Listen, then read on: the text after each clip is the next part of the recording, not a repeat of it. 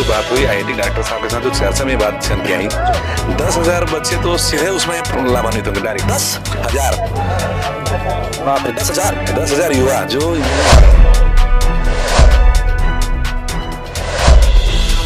हमारे साथ में दुर्ग शहर हमारे के विधायक गजेंद्र यादव जी हैं। हर व्यक्ति की शैली अलग होती है। गजेंद्र यादव एक मौन तपस्वी की तरह हैं जो काम कर रहे हैं और बहुत पुख्ता काम कर रहे हैं। हाल ही आपका कल का जो बड़ा काम है वो है आईटी पार्क का। तो बिल्कुल सरकार बनी है और एक बड़ा काम है, बड़ा नहीं बहुत बड़ा काम है आईटी पार्क का। तो कैसी इसकी कल्पना में मन में आई और किस प्रकार का लाभ छात्रों को और युवाओं को मिल पाएगा?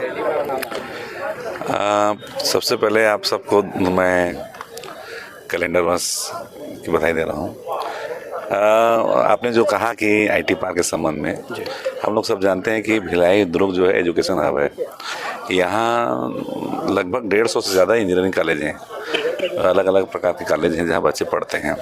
आप ध्यान दिए होंगे पिछले 5-6 सालों से लगातार इंजीनियरिंग कॉलेज में गिरावट आई है। स्टूडेंट नहीं मिल रहे हैं, बैचेस पूर्ण नहीं हो पाते, उसके कारण कॉलेज बंद हो रहे हैं और उसका लाभ बच्चों को नहीं मिल पा रहा है। बच्चे को उसका एक बड़ा कारण ये रहा कि बच्चे पढ़ तो लेते हैं, इंजीनियर बन जाते हैं, लेकिन कहीं न कहीं उनके जो पढ़ाई के अनुरूप उनको जॉब नहीं मिल पाता। बच्चों को मजबूरी में नौकरी के लिए अन्य बड़े महानगरों की ओर जाना पड़ता है। बच्चे बाहर चले जाते हैं, बेंगलोर, पुणे और बड़े बड़े शहरों में जाते हैं। तो ऐसा देखा गया कि जो बच्चा एक बार घर से बाहर नौकरी करने गया तो बच्चे की मजबूरी हो जाती है कि वो नौकरी में इतना व्यस्त हो जाता है कि अपने पुराने जीवन में आ नहीं पाता, माँ बाप के पास आना मुश्किल हो जाता है, अपने परिवार के साथ जुड़ नहीं पाता और बच्चा वहीं जाकर अपना परिवार बना लेता है, वहीं जीवनयापन करता है। उसका दुष्प्रभाव ये दिखने को मिलता है कि माँ बाप जीवन भर की पूंजी लगाकर बच्चे को पढ़ाए रहते हैं, अपनी जीवन भर की कमाई लगा कर पढ़ाए रहते हैं कि बच्चे का जीवन बने और जब बुढ़ापा आए तो बच्चा हमारा सहारा रहे। लेकिन दुर्भाग्य से चूँकि बच्चे की मजबूरी है कि वो नौकरी कर रहा है, वो उस जगह छोड़ नहीं सकता, माँ बाप के पास वो चाह के भी नहीं आ पाता, जिसके कारण कहीं ना कहीं ऐसा देखने को मिला है। मैं कोरोना काल में माननीय हमारे राष्ट्रीय अध्यक्ष जी के आह्वान पे, जब भारतीय जनता पार्टी कार्यकर्ता हर घर घर द्वार में जब हम गए कोरोना के समय, जब हमको सेवा शिविर लगाने का मौका मिला, तो ये दुर्ग शहर में बड़े कॉलोनी में देखने को मिला कि घर बड़े हैं, पैसे वाले भी लोग हैं और सारे घरों में सीनियर सिटीजन ही है, बच्चे नहीं हैं। पूछने से पता चला बच्चा कोई बेंगलोर में है, कोई और कहीं है, कोई दूसरे कंट्री में है। तो वो तरसते हैं कि उनका बच्चा कब आए।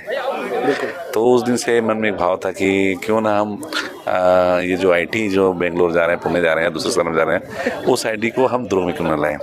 उस संबंध में सरकार माननीय मनसुख मंडाविया जी हमारे चुनाव से प्रभारी थे, उनको मैं निवेदन किया था कि आप आईटी पार्क के लिए भी आप चुनाव मैनिफेस्टो में रखें। हमारे निवेदन पे माननीय मंडाविया जी ने और माननीय मोदी जी ने, जो भाजपा का मैनिफेस्टो आया उसमें 1 लाख लोगों को आईटी पार्क के द्वारा नौकरी देने की बात कही और हमारा सौभाग्य रहा, हमारी सरकार बन गई। सरकार बनते ही हमने आईटी के संबंध में क्षेत्र में काम करना प्रारंभ किया। प्रारंभ करने पे आईआईटी भिलाई से जब बात हुई तो बहुत प्रभावित हुए। उन्होंने तत्काल सहमति दी कि वो दुर्ग में आईटी पार्क, अभी माननीय मोदी जी ने उसको आईटी पार्क को आगे बढ़ाते हुए IT park and research centre नाम दिया है, जिससे बच्चे नौकरी भी करें। और कई बार ऐसा होता है कि हमारे यहाँ के बच्चे हैं, इन्फोसिस और बड़ी जो कंपनियाँ हैं उनके डिमांड के अनुरूप उनको उतना अनुभव नहीं होता, तो उसमें रिसर्च सेंटर में प्रशिक्षण का भी प्रोग्राम रहेगा।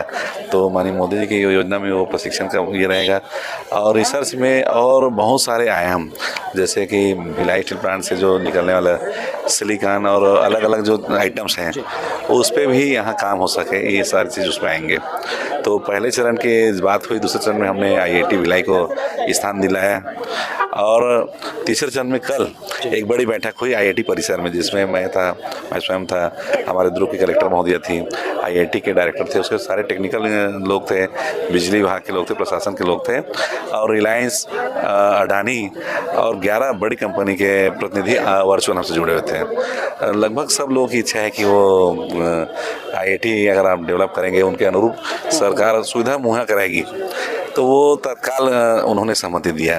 तो हम जब स्थल निरीक्षण में ये पाया गया कि जो आईटी पार्क का जो नाम्स होता है, नाम्स को हमारे जो डायरेक्टर साहब ने लिया हुआ है, राजीव प्रकाश जी ने, तो वो नाम से जो जो चीज़ें आवश्यकता है वो सारे चीज़ें हम जिस जगह को दिखाएं वो फुलफिल हो रहा है। तो 2-3 बड़ी बिल्डिंग अभी बनी बनाई बिल्डिंग है, अपन चाह रहे हैं उस बिल्डिंग में तत्काल एक प्रशासकीय भवन कंपनियों का चालू हो जाए, ट्रेनिंग प्रोग्राम चालू हो जाए, उसका तुरंत बाद फिर हम आईआईटी का काम चालू करेंगे। जब हम चुनाव प्रचार के समय में लोगों से मिल रहे थे तो खासकर जो बातें आपने भी कही दुर्ग के बारे में, वही बातें भिलाई नगर में भी थी। भिलाई नगर के जो बहुत सारे अभिभावक हैं उनका कहना यह है कि हम दुखी हैं इस बात से कि हमारे बच्चे हमारे साथ में नहीं रहते। जो बातें वहाँ पर वो कह रहे थे वो यहाँ पर हुई। कितने युवाओं को रोजगार मिलेगा और किन किन क्षेत्रों के युवाओं को इससे लाभ मिलेगा? 10 जो कंपनियों से बात हुई, आईआईटी डायरेक्टर साहब के साथ जो चर्चा में बात की आई, 10,000 बच्चे तो सीधे उसमें लाभान्वित होंगे डायरेक्ट। 10,000, बाप रे, 10,000 युवा जो इंजीनियरिंग किए हैं वो सीधे उसमें वो लाभ होंगे। आप कल्पना करिए कि इस शहर में अगर 10,000 नए लोग आए तो स्वाभाविक उनका परिवार भी आएगा, तो वो उसे यहाँ के बाजार उठेगा, यहाँ के मकान किराए हम जाएंगे, यहाँ सब प्रकार का डेवलप होगा।